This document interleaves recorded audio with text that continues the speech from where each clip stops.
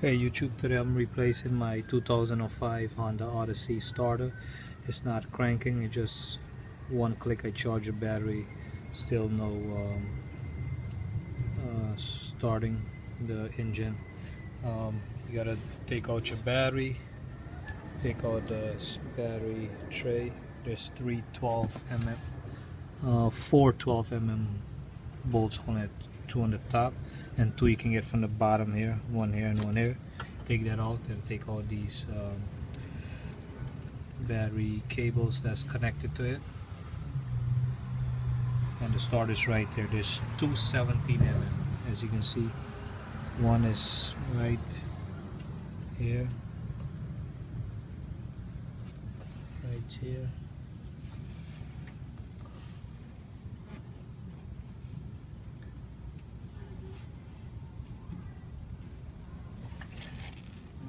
This one right here,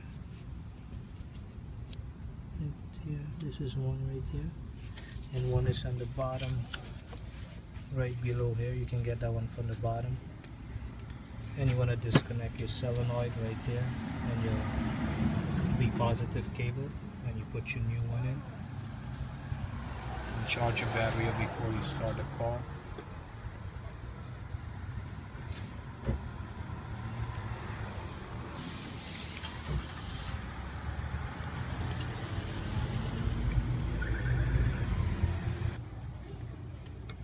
Okay, there's two bolts. The short one goes on the top, the long one on the bottom.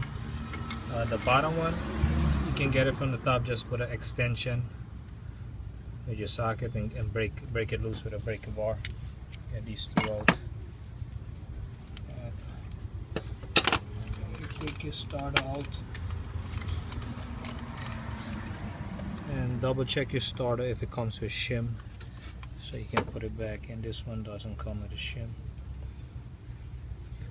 You just put your new one back.